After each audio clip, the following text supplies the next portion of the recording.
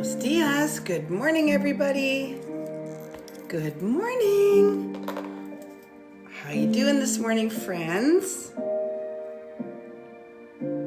When you jump on, say hi. Good morning. Happy Thursday. How's everybody doing? How you feeling this morning? On a scale of 1 to 10, how you feeling? I'm trying to get live here. There we go. For Facebook. Good morning. Good morning, beautiful ones. Good morning, Sarah. Hello, sis. That is moderator. Confirm. How you doing this morning? I gotta put my earrings in. I ran out of time. I was getting ready and I'm like, what the heck? It's already 9:30. Where does the time go in the mornings? Where does the time go? Okay. We are officially in Passion Week. What is Passion Week? It's the week leading up to Easter. I'm gonna move that just a little bit. Good morning, everybody. I am so excited about our conversation this morning. I'm just moving things around here. Does everybody have all of the things? Do you have your candle? Do you have your journal? Do you have your coffee? You love the hat? Thank you. Easter is definitely hat wearing. It's a hat wearing occasion, right? Good morning, Shay. Good morning, Joy. Please share this out to your community. This music is loud this morning. I keep turning it down. Share this live out to your community this morning. Good morning, Alita. I love you. Good morning, everybody. So we are now officially into April, and Easter is this weekend, and we have been focusing on the Proverbs 31 woman. And I feel like she's misunderstood. I certainly misunderstood her. And so I did a live on Tuesday and a live on Wednesday, focusing on her. And I wanted to come back in today and kind of wrap it up for you, because the Proverbs 31 woman can feel really intimidating to a lot of people. Good morning, Joanne. Hello, everybody. Good morning, TikTok. Good morning, Instagram. So the Proverbs 31 woman can feel like a lot, right? And so I wanted to clarify. I'm lighting my candle, so I'm going to get into it because I actually have a lot to share with you this morning. This is still really loud. Who's going to church this weekend? Who's going to go celebrate Easter this weekend? Light your candle, get out your journal, get out your highlighter. Who has plans to go to church this weekend? I'm going tomorrow morning at 9:30 to, wait a minute. Is it 9:30 or 10:30? Because I'm actually doing a live tomorrow, but I have to make sure. I think my church service is at 10:30. So I live really close to the community church that I go to called Urban Abbey. So as long as I can get there for 10:30. Or I could go to my dad's church. I might go to church with my dad tomorrow. Maybe I'll do that. My dad's church is at 10:30 as well. I think that would be a really beautiful thing to do, yeah? What do you guys think I should do? Joanne's going. Good morning, Dreamweaver. So I'm going to go to church with my dad tomorrow. I just decided. Okay, so which Bible? Let's look at the selection of Bibles that I have here. I'm going to pull one for the day. I think I'm going to go into my Thrive Bible. I'm going to use my Thrive Bible. This is my Thrive Bible. It's so pretty. I love it because it's actually a Bible that is for women. So it is got lots of really great little sweet things in it. And it's got pink highlighted prayers for women. And it's just really beautiful. So I'm going to be using my Thrive Bible this morning. And I'm going to share with you something super cute. Okay, listen up. For these lives, we're really wanting to build this ministry. We're really wanting to build the message that I share with people because it's a little bit different than some of the other ministries out there in that I talk about the combination of ministry and mastering your business, right? So I've renamed these lives Uncommon Ministry because it's a little bit different than a lot of the ministries out there in that I like to tie in the concept of building business, building legacy, building wealth, building faith, building the woman you're becoming, building the man that you're becoming the person who the world needs. We need more people who are grounded in their faith, who are doing really great things in business, right? We need more people doing all of that. And so the Uncommon Ministry, which is kind of the rebrand of Uncommon Woman Ministry, because I thought, you know what, I need to speak to everybody on these lives. Now, I generally speak to women. However, I want to make sure that these messages, especially the ones online that are public, are for everybody. And so I thought what would be a really great idea would be to fuse Uncommon Woman Ministry and my legacy business lives that I've been doing into Uncommon Ministry. And what we're going to be doing is talking about business and faith and leadership and legacy and how to lead yourself as a woman, how to lead yourself as a man, how to lead yourself as a business owner, how to lead yourself as a child of God through our day-to-day, how we can be. You know what? I have my notifications off and the phone calls still come in. I don't even get it. All right. So light your candle, grab your Bible. Hi, Alita. Good morning, gorgeous. Okay. And, I wanted to share something with you. My dad brought this. I like to share all these fun things with you guys. My dad gave this to me last night. So you guys, look at, he's so cute for Marlo. Because my middle name is Marlo. I've been Marlo for a long time. My first name is Romy. And so my family still calls me Marlo. People who have known me forever still call me Marlo. It's all good. But you guys, here's what's really amazing. So my dad brought this to me last night. Good morning, Angel. Hi, how are you, sis? And this is my mom's. You guys, these are my mom's notes from, so my mom went to Abilene Christian College. For those of you who are in the US of A, that is where my parents met. My parents met when they were at Abilene Christian College. Does anybody know where that is? In Abilene, Texas. If you're a Texas person, then you probably know. How cute is that? So these are my mom's notes from her class, and this is Acts. These are my mom's university notes about the book of Acts. How incredible is this? The significance of the cross.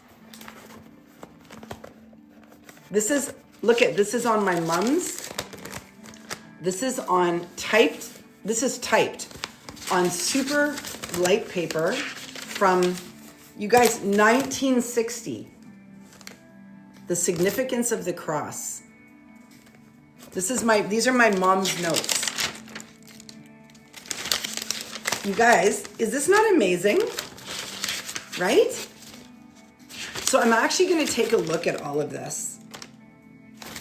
Anyway, but I have to show you something. I know I'm totally off topic, but notebook for course. This is my mom's Acts, notebook for course, 1960. Okay? Remember, I've told you that my mom is the one that told me that I was made for ministry.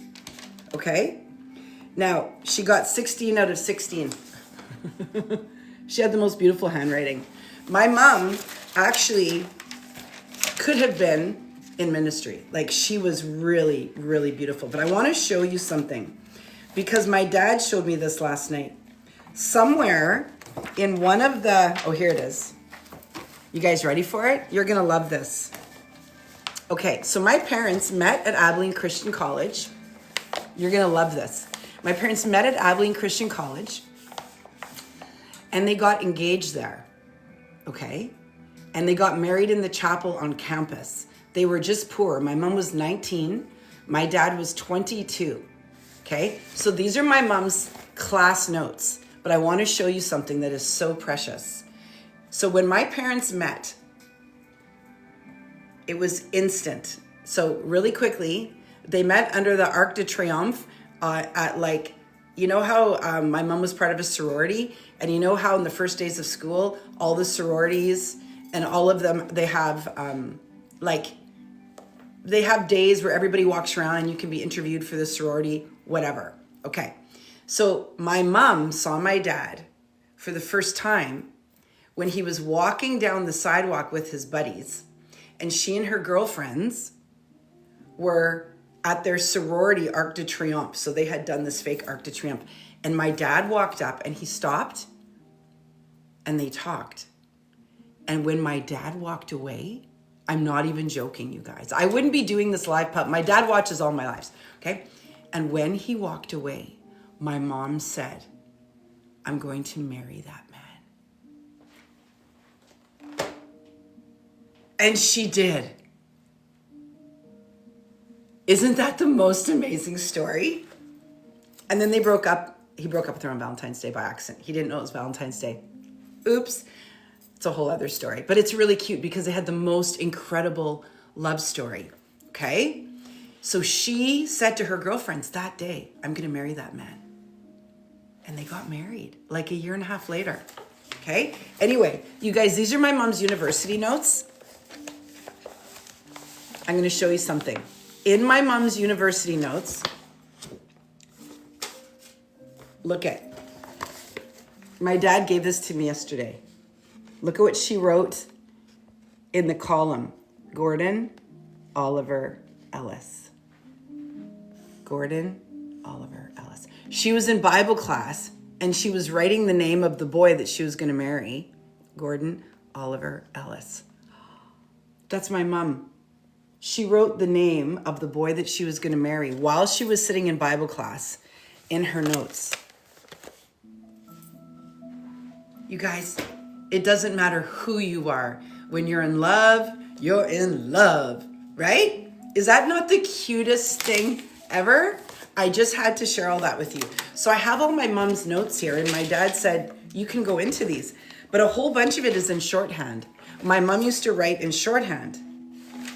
See, look at, has anybody ever seen shorthand before? Some of you might not even know what that is.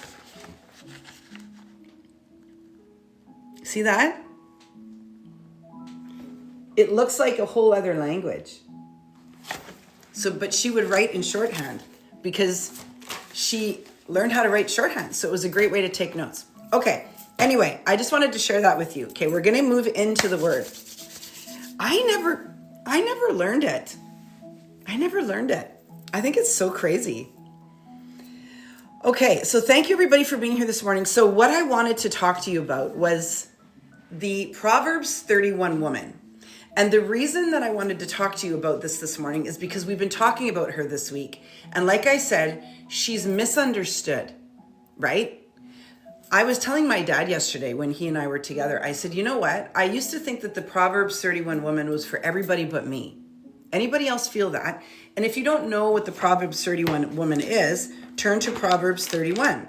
But she's like this ideal woman, right? She's the ideal mother. She's the ideal wife. She's the ideal businesswoman. She's the ideal everything. But see, I've never been married and I don't have any children. And so I always felt left out. I always felt like the Proverbs 31 woman wasn't for me. I always felt like the Proverbs 31 woman was for everybody else. I always felt slightly unworthy. I've always felt slightly unqualified for the Proverbs 31 woman. But then I had an awakening around it when I started reading it. I thought, wait a minute, the Proverbs 31 is all women. Because if you're not married, you still have a commitment to your life, to your family, to the people that you serve, to God, to your walk with Jesus, to your health, to your friends. So maybe you're not married to another person per se, but you've made a commitment to who you are and what you are here to do. Well, that changed things for me because all of a sudden I felt qualified. All of a sudden I felt like a Proverbs 31 woman. And then I thought about it and I thought, well, wait a minute. I don't have any children. So if you're a Proverbs 31 woman, but you don't have any children, how do you qualify? Well, I don't have any children, but I serve something like 30,000 women in my Uncommon Woman community. I've been doing this work for 10 years. My calling is to serve those who are in need of growth and expansion, specifically women. My calling is to build community, to provide safe spaces, to nurture and feed. Wait a minute. What if I am a mama? How does that change Proverbs 31? So now when I look at Proverbs 31, I read it differently. So I thought I would read it this morning because so many people actually have never heard of the Proverbs 31 woman. And I love her. And I think what you can do is you can read this and then you can take it and apply it to your life in the way that it feels good for you. But it is such an incredible guidepost for the kind of person that you want to be. And then I'm going to break it down because today's title, write this down in your journal. Today's title is really all about freedom. It's about freeing yourself so that you can be a Proverbs 31 woman. Thank you, Trini. I love hats. I am I've been wearing it. My mom wore hats. Like my mom wore hats. She wore hats when people weren't wearing hats. So I get a lot of my style from my mom. My mom always had big hats with bows. My mom used to wear hats with those veils on them. She was so beautiful. My mom was a complete smoke show. She was gorgeous. She looked like a model. She was really beautiful. She had great style. So I strive to be a fraction of the woman that she was. I'll put up a picture in my stories today of one of my favorite pictures of my mom in a hat. Like it's a whole situation.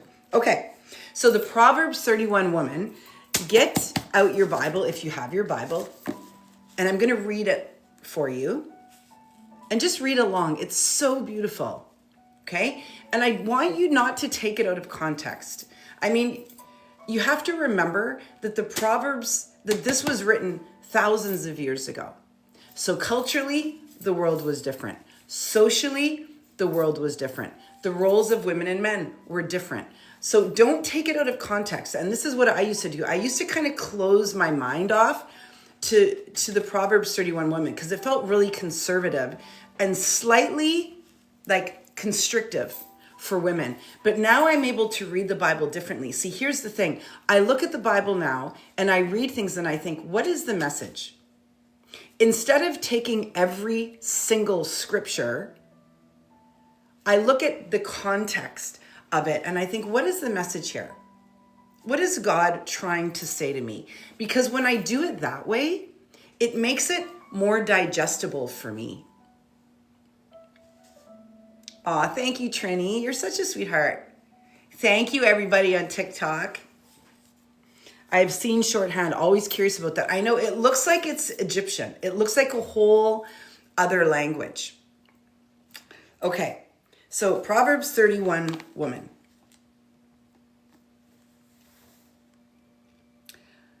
I'm going to start at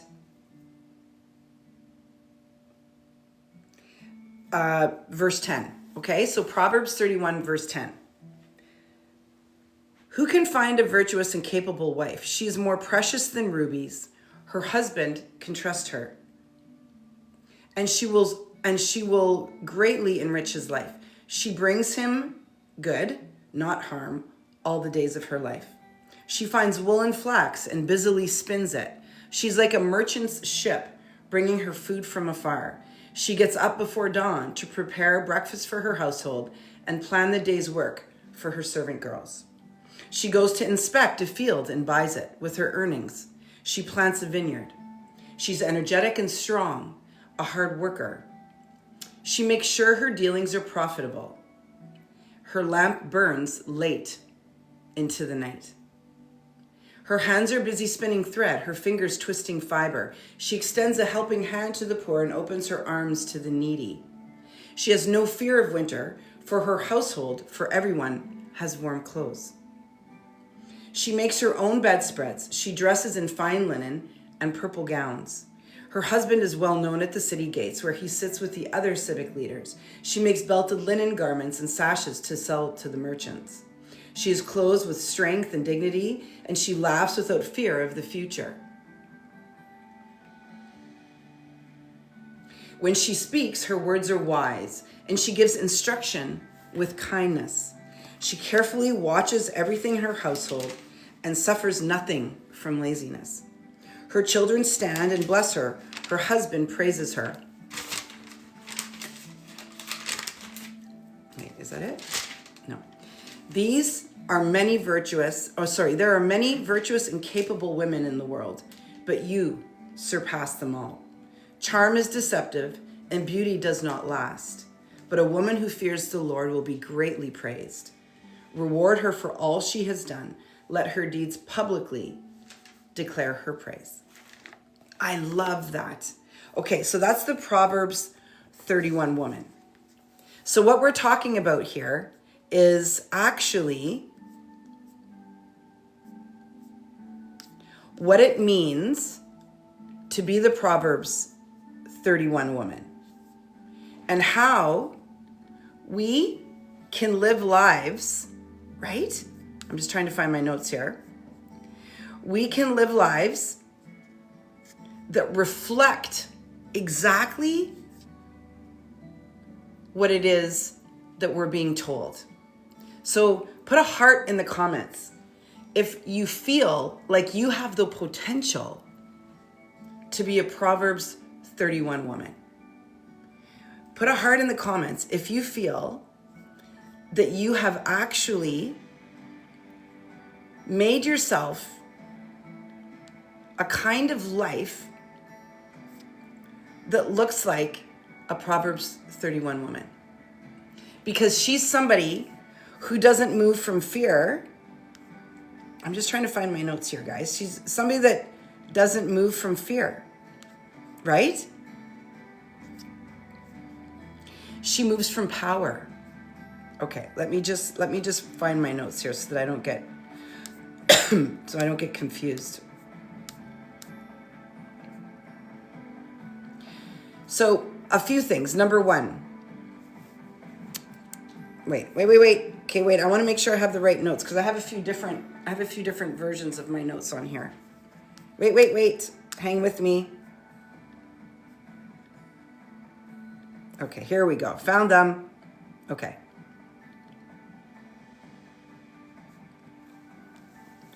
We're calling this Set Yourself Free. Because there are women here in this space right now who are lacking vision, not lacking talent, not lacking calling, but you are lacking freedom because guilt and shame have quietly become the ceiling on your life. See, this is what happens to the Proverbs 31 woman when she's not 10 toes down, grounded in who she is. Shame and guilt start to sneak in. Shame and guilt start to take over. Shame and guilt start to get in the way of who she's becoming. And the hardest part is that you can love God. You can be smart and you can be capable and you can be wise and you can have a big following and people can think you're amazing and you can have it all figured out in front of the camera, in front of closed doors, you look like you got it all together. It looks like a smooth sailing, but you can still be stuck in shame and guilt. And this is the thing that stops women from becoming their greatest version of self, reaching their full potential, becoming the Proverbs 31 woman, the woman who knows who she is, the woman who is grounded in her truth, the woman who serves her family, who serves her loved ones, who builds businesses, who builds legacy, who brings a profitable business forward. It's guilt and shame that get in the way of that. Shame keeps you playing small. Shame doesn't always sound loud. It whispers things like, who do you think you are? Who do you think you are? Building a business after having gone bankrupt. Who do you think you are? Building ministry if you've spent most of your life in the bars, sleeping around. Who do you think you are? Wanting wealth when you come from poverty. Who do you think you are out earning your family? Breaking chains. Who do you think you are saying no to that drink at Christmas? What, do you think you're better than them? Who do you think you are? Oh, you're a little bit too much. You're saying a little bit too much. You're a little too loud. Your clothing is a little too risque. Aren't you showing a little too much shoulder? Aren't you showing a little too much leg? Notice Proverbs 31 isn't focused on what other people think about who she is. Proverbs 31 is focused on who she is becoming, how she serves. That's the focus. That's why it's really important to read these and understand that you have to take it in context and zoom out and look at the big picture. What's the big message? Shame says, stay in your lane. You're an accountant, stay there. You're a mother, stay there. You're a bartender, stay there. Stay in your lane. You don't get to do more than one thing at a time. Who do you think you are? That's what shame tells you. Shame also says things like, you spent $40,000 getting an education. What, you're going to throw it away now because you want to go into ministry? You're going to throw it away now because you want to start a not-for-profit? You're going to throw it away now? That's shame.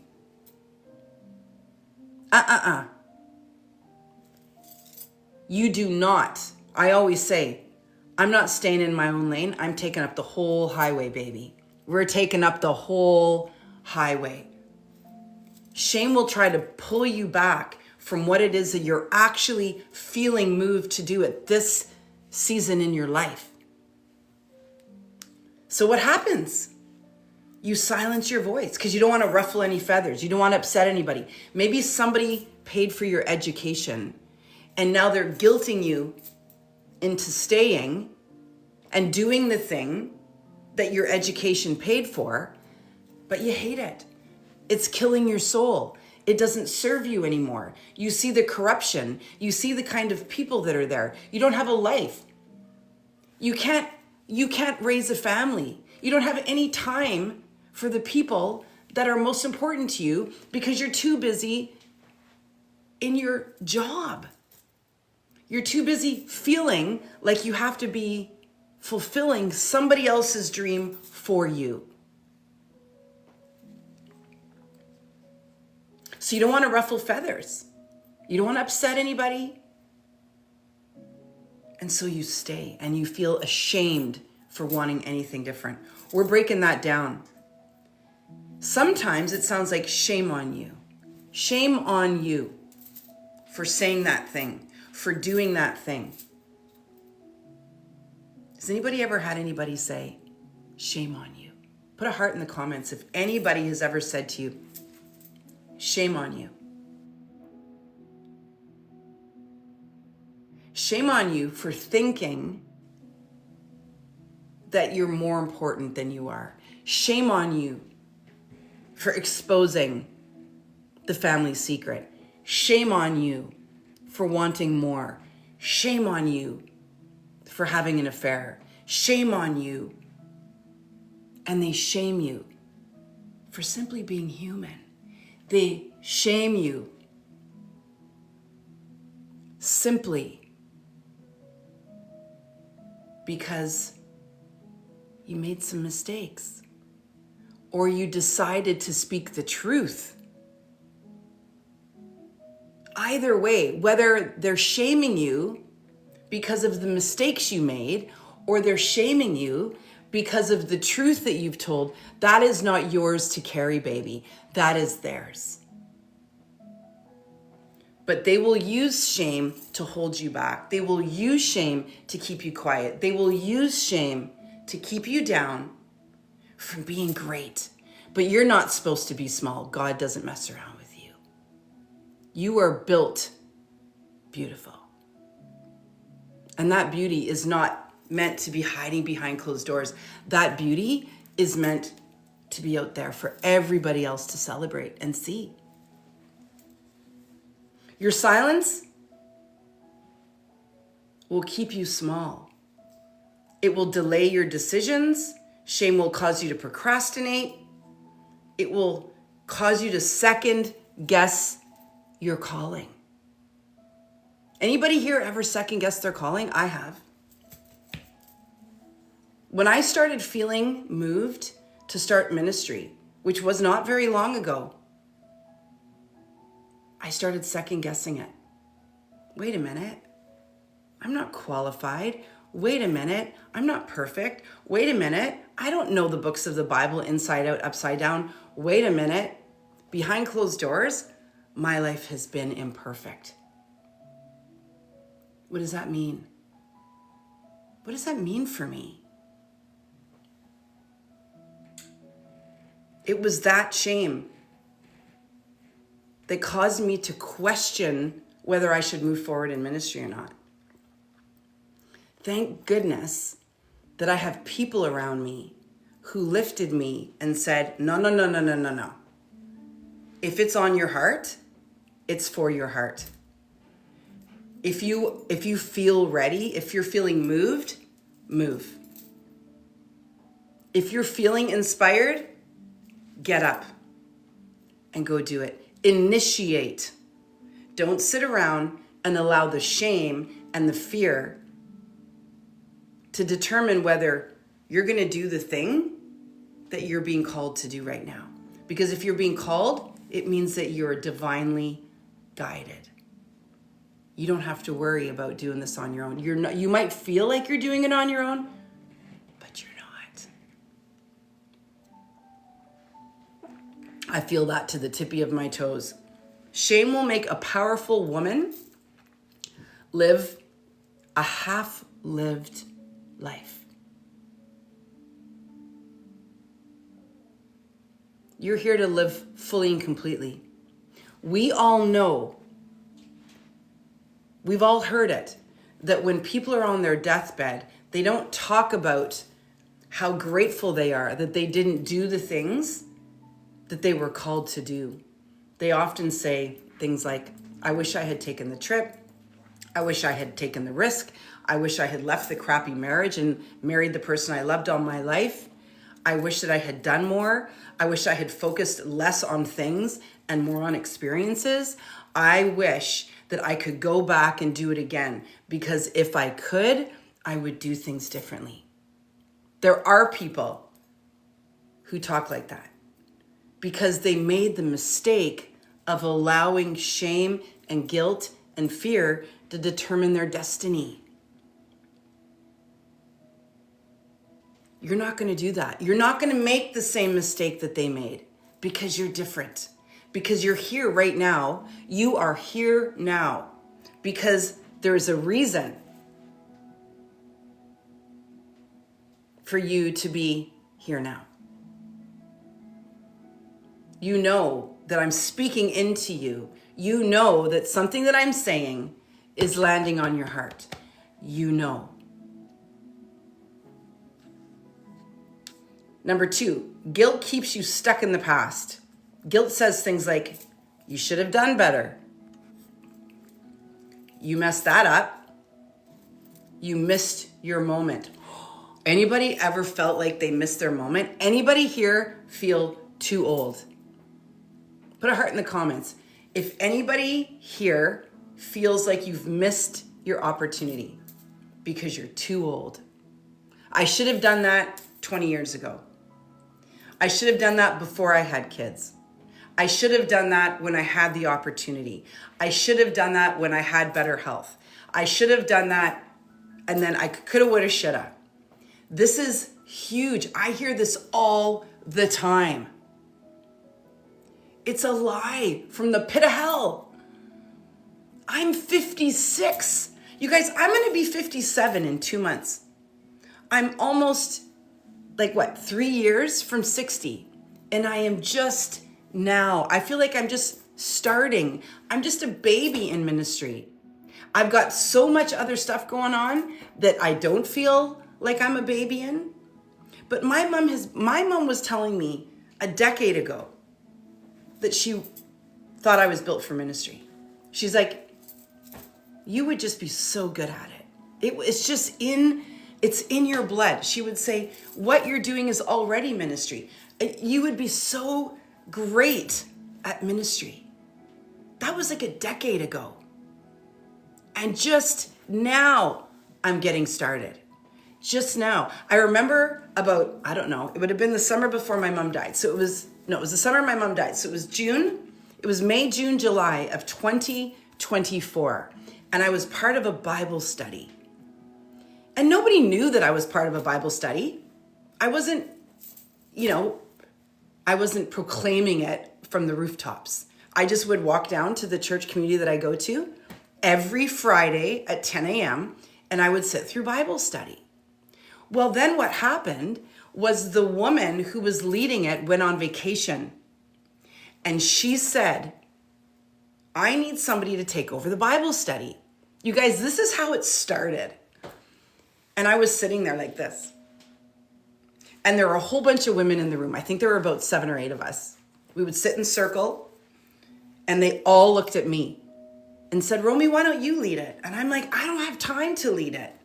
I've got coaching. My mom is dying. I've got, businesses, Crush Coffee. I had all of this stuff going, okay?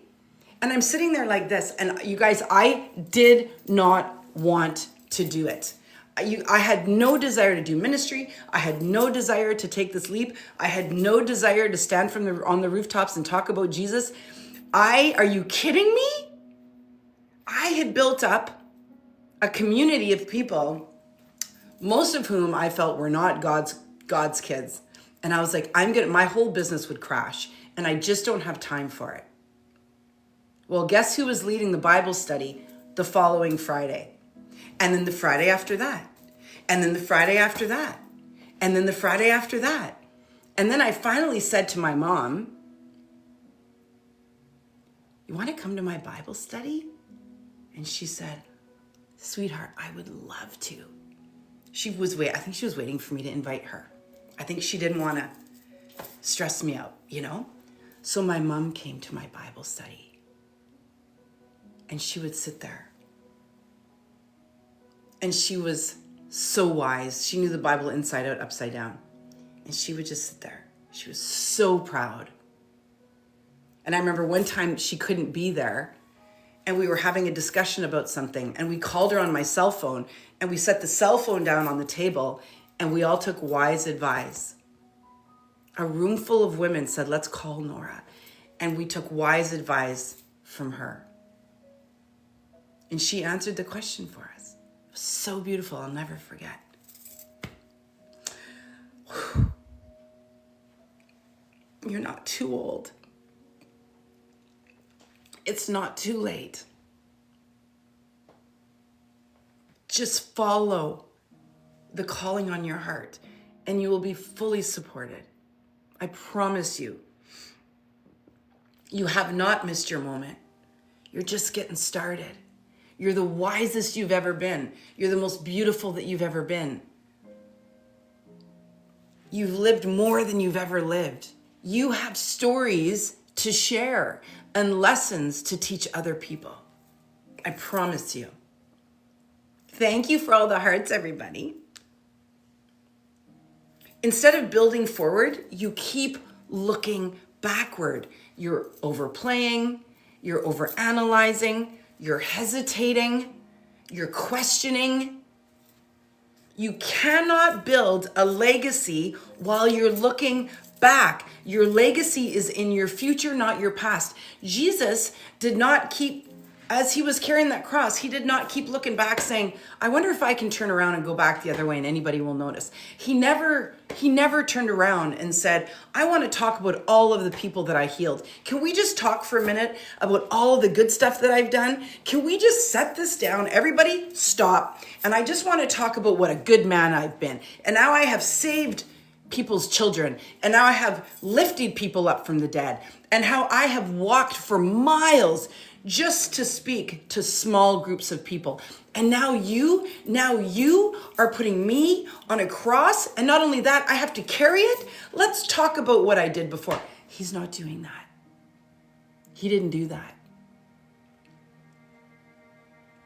We need to let it go.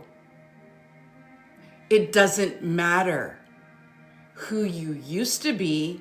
It doesn't matter what you used to do. It doesn't matter what you did that was good. It doesn't matter what you did that wasn't.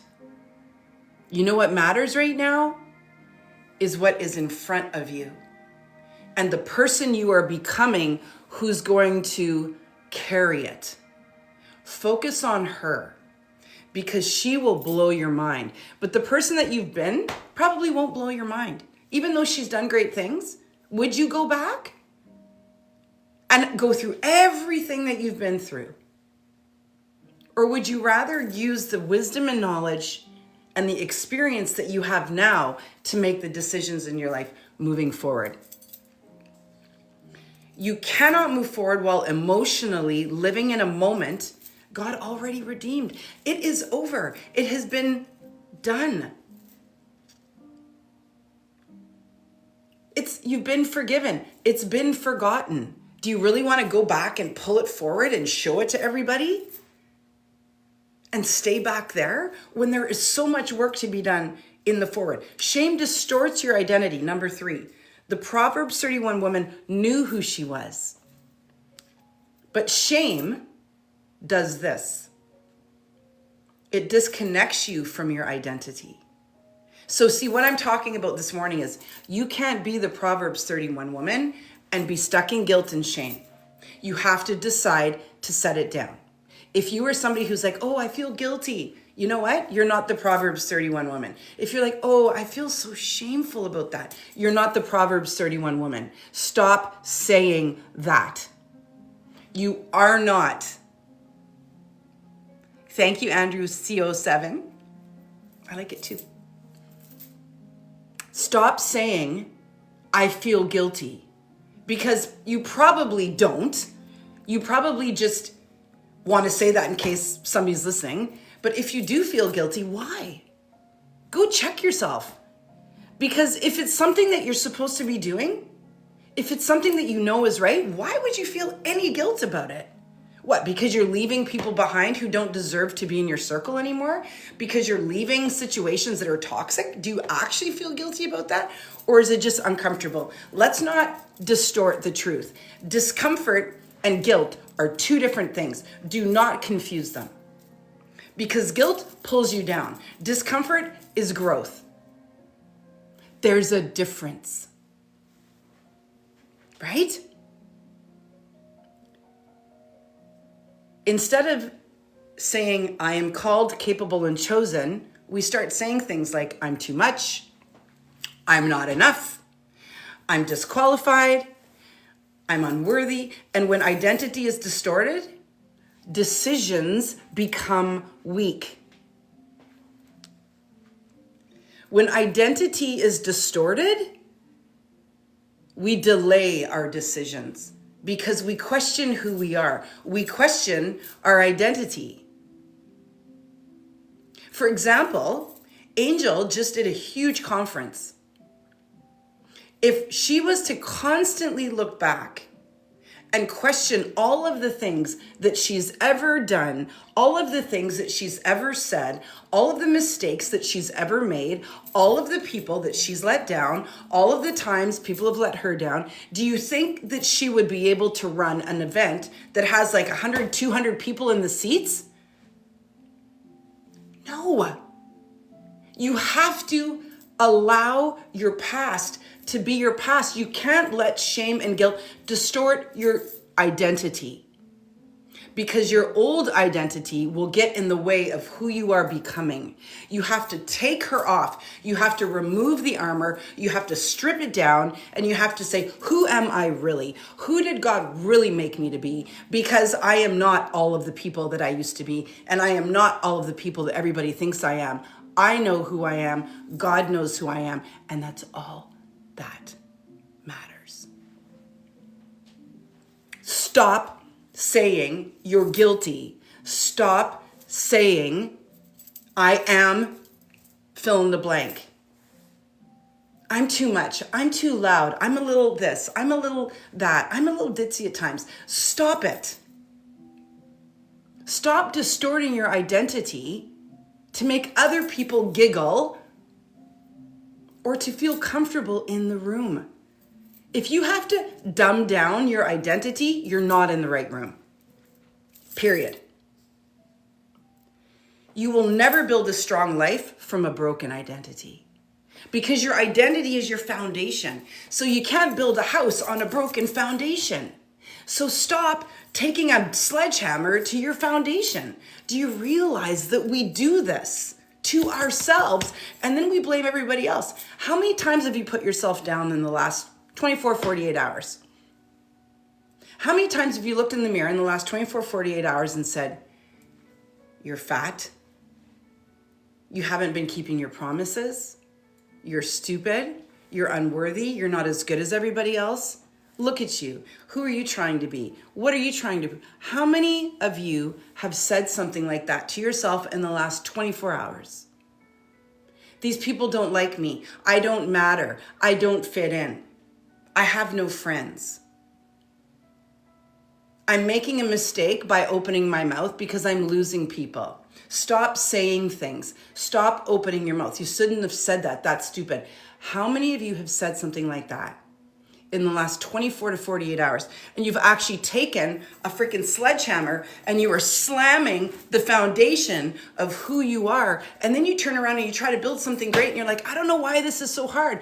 Try building a house on a broken foundation. Stop it. Get up. Like, this is calling you to actually throw your shoulders back and say, I'm walking this world differently. It's not cute to be weak. It's not cute to be ditzy. It's not cute to be like, oh, I'm sorry. No, you know what it is? It's weak. If you're sorry, say, I'm sorry, I made a mistake, and then move on. But don't grovel. It doesn't serve us, and it doesn't get us anywhere. Number 4, I know I gotta move. I get all excited about this stuff. Guilt and shame block your voice. You don't speak up. You don't show up fully. You hold back your ideas. I got this great idea, but no. It's too good. It's too big. I can't do that. Anyone? Anyone taken a good idea and set it down, and then 3 months later, 6 months later, a year later, somebody else is doing it, and then you get angry like it was yours? You're like, I was going to do that. That was my idea. It never was yours because you just talked about it. You didn't do it. Those people had the courage to do it. It's theirs now. But you can still go do it because there are 8 billion people on the planet. Go do it. When your voice is blocked, you don't show up fully. You show up half. You dim it down. You hit live and you go, hi, I don't really, if anybody cares to hear this, I just wanted to say a few things. But I'm sure that everybody's busy. So, no. Show up fully. Own it. 10 toes down. Own it. I'm here because I have something to say. I'm here because the people who need to hear what I say will show up. And the people who don't need it or don't know it or whatever won't. But I know that what I have to say, whether there's 1 or 1,000, matters. I remember when I first started my lives, and the numbers are still all over the place, but I remember, you guys, when I first started my life, sometimes there would be nobody on. And I would come on like there was a stadium in front of me, because I've learned through the last 15 years of owning a business and being an entrepreneur and being somebody who speaks into other people is, number one, there's such a thing as replay. And second, one person is enough. But if there's nobody on, guess who I'm doing it for? Me. When I come on and teach this stuff, you know that I've been walking through it, right? Like I talked this week about how I didn't sleep the other night. And I had a really, really hard night. And then I got up in the morning and I had one of the fieriest lives I've ever done. And I said, I realized in that moment that I can fall, but I don't stay down. And when I get up, I come back 10x. Because I learn from my falls. I allow my mess to be part of my mission. I don't see it as a problem. I look at it with curiosity. Oh, why is this happening? Obviously, I need to talk about this. Obviously, I'm not the only one who's going through this. Obviously, other women probably have had bad sleeps, have been up all night, have poured all of their junk into the phone, and now they got to get up the next day and show up. And so what did I do? I got up and showed up, and I showed women that in a 12-hour period, you can go through it all and still show up. Looking good, feeling good, standing 10 toes down, and delivering with fire. Right? When guilt and shame block your voice, you feel exposed, you feel uncertain, you feel unqualified, you feel afraid. But the truth is, your voice is one of the first things that shame tries to silence. You guys, listen, the enemy doesn't need to destroy you. Listen, the enemy does not need to destroy you if he can silence you.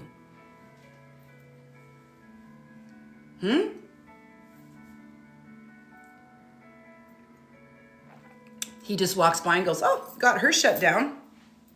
Onward. It's not going to be that easy. Not here, not on my clock. Number 5, shame makes you overcompensate. Okay.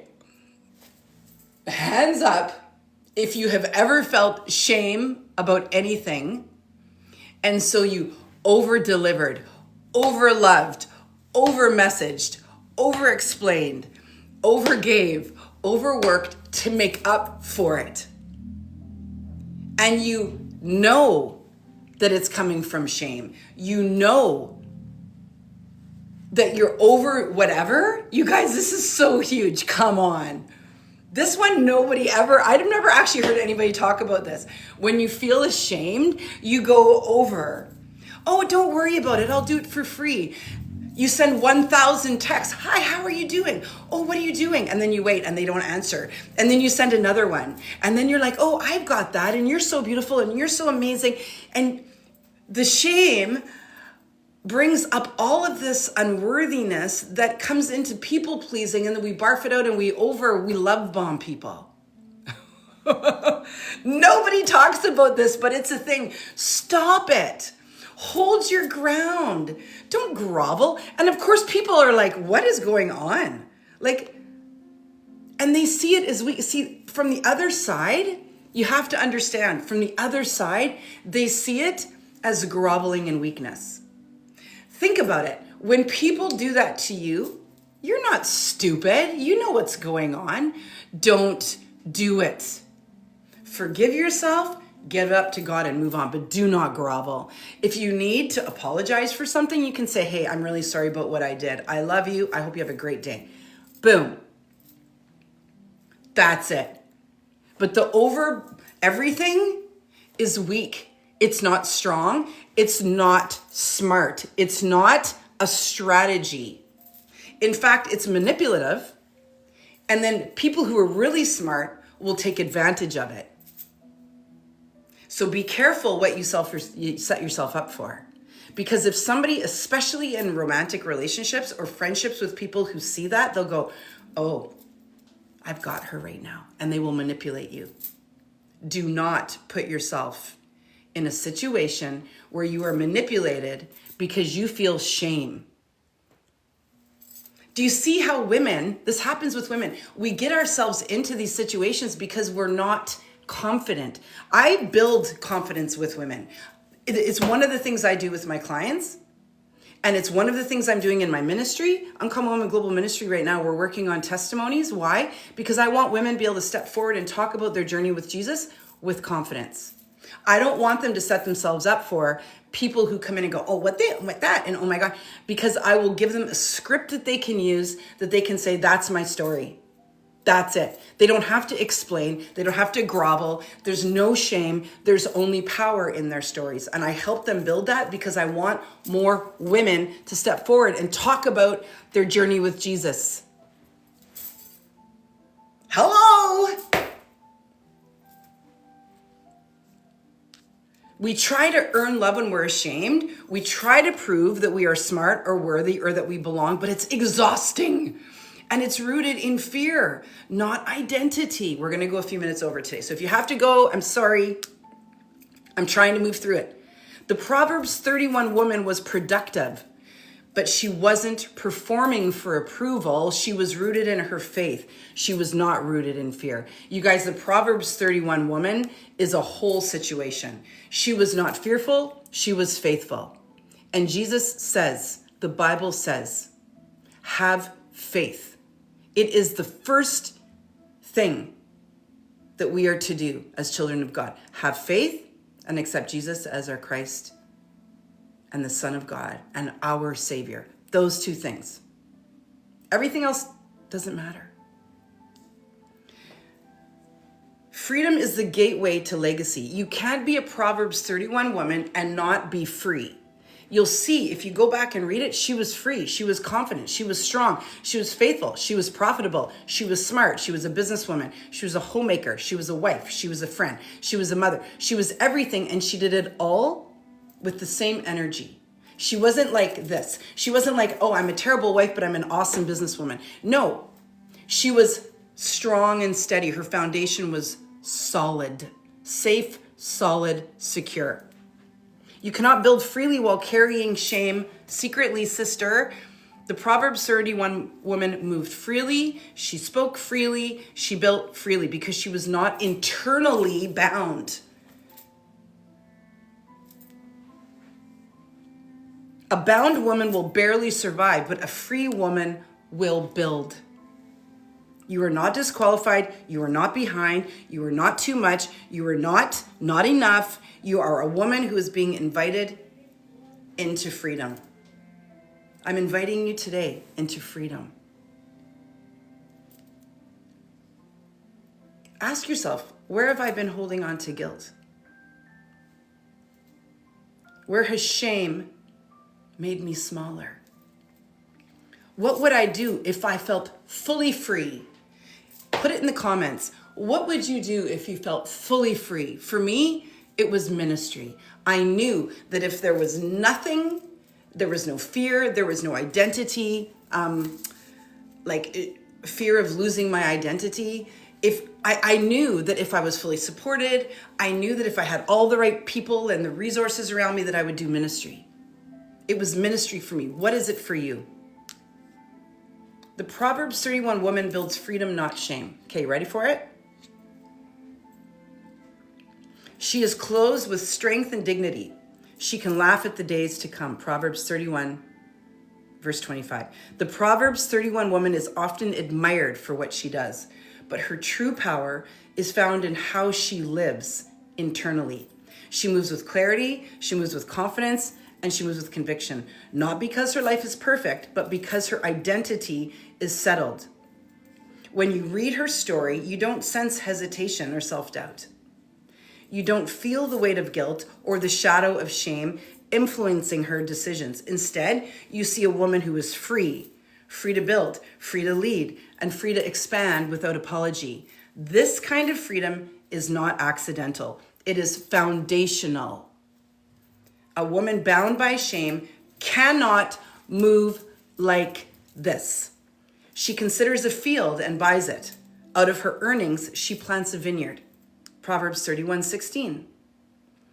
Shame would have told her to stay small. It would have whispered that she was too much, too visible, too ambitious. Guilt would have kept her looking backward, replaying mistakes instead of planting vineyards. But the Proverbs 31 woman is forward moving. She considers a field and buys it. She sees that her trading is profitable. She opens her hands to others. These are not the actions of a woman who is weighed down internally. These are the actions of a woman who has released what no longer belongs to her. She is not building to prove her worth. She is building from it. She is not building to prove her worth. She is building from it. She speaks with wisdom, and faithful instruction is on her tongue. Proverbs 31, verse 26. This is where so many women get stuck, not in lack of ability, but in internal limitations. You can have the vision, the calling, the opportunity, and still feel held back by a quiet narrative of unworthiness. Shame distorts identity, and when identity is distorted, everything else follows. Your voice softens, you hesitate to make decisions, your leadership shrinks. But the Proverbs 31 woman speaks with wisdom and leads with intention. Why? Because she is not questioning who she is. She is rooted, she is aligned, she is clear. She opens her arms to the poor and extends her hands to the needy. Listen to this, Proverbs 31:20. And from that place, she builds a life that extends beyond herself. It's not about you. I did a video the other day that said, it is not about you. It is not about you. It is about service. That's what Jesus did. He served and then he died. That was it. We are to be more like Jesus. And from that place, she builds a life that extends beyond herself. Her work is profitable, yes, but it is also purposeful.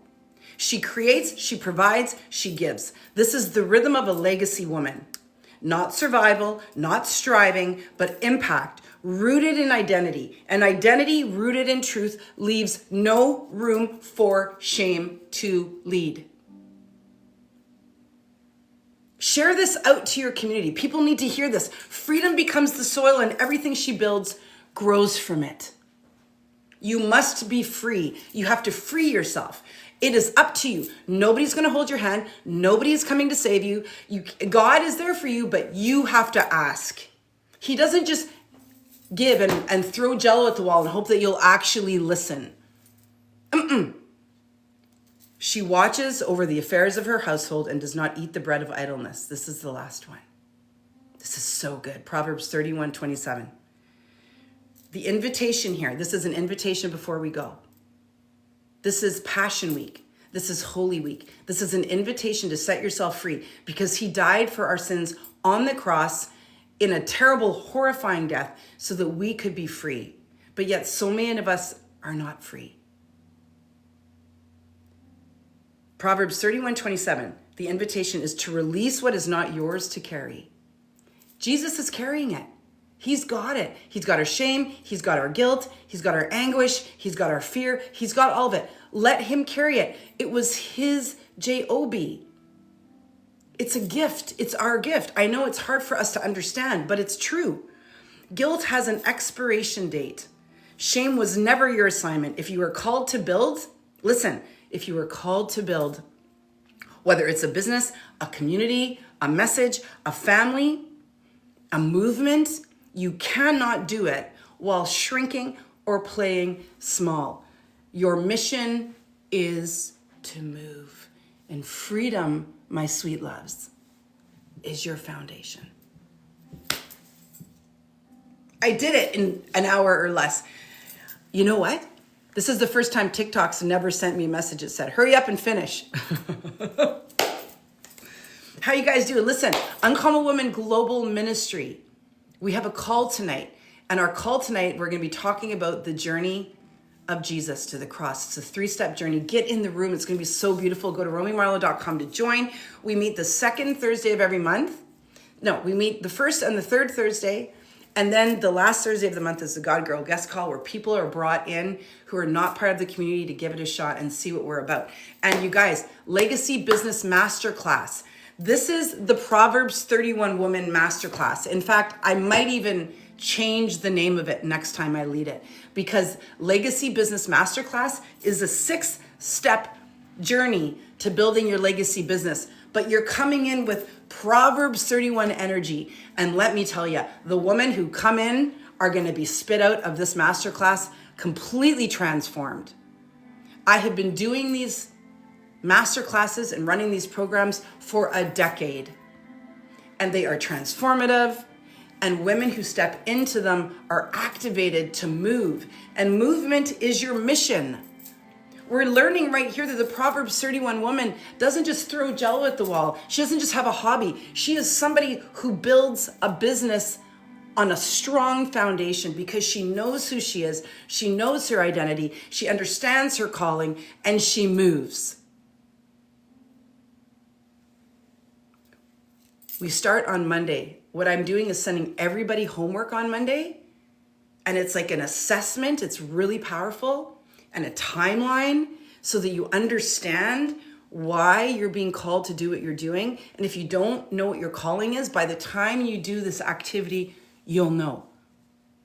This is the work that I've been doing for a decade. Like, I'm pulling my coaching and mentorship into my ministry because the two go perfectly together. And then the following Monday, we have our first call. And we have 6 calls over 6 weeks. And it's the 6-step journey to building a legacy business so that you can walk away going, I have a blueprint to build a business that will last after I'm gone. Because that is what I do. I support women who want to do, be, create, impact more. I love you, and I want you to thrive. Get in the room. It's called Legacy Business Masterclass. Go to romymarlowe.com. The instant that you go to my website, it pops up. Join. It works out to like $30 a class. You will make that money back in the first 6 weeks if you actually do the work. You can make that money back while we're in the masterclass. It's like $149. If you can't invest in your business, then you shouldn't be in business. Remember that the Proverbs 31 woman took the seeds and planted them back into her own vineyards. Don't go to the thrift store. Invest in your business. Right? And then she took the things that she created and sold them in the markets because she understood her worth. I love you. Have an incredible day. I'm out of here. I'm 10 minutes over. That's okay. Share this out to your community. Thank you so much for being here. Thank you to my Uncommon hosts. I love you. I honor you. Stay uncommon. Join me tomorrow at 9:30 a.m. Eastern Standard. We're going to be actually going through the 3 steps, like the 3 kind of like phases that Jesus went through prior to his crucifixion. It's really powerful. Not prior to his crucifixion. It's the 3 steps before he was resurrected. It's just so good. Anyway, it's my message tomorrow morning, and I'm really excited about it because I've never taught this before. I've never taught about Jesus's journey to the cross, and I cannot wait because you're going to see yourself in this story. I love you. Have a great day. Bye. Bye, TikTok. Love you. Thank you for being here. Thank you to my hosts and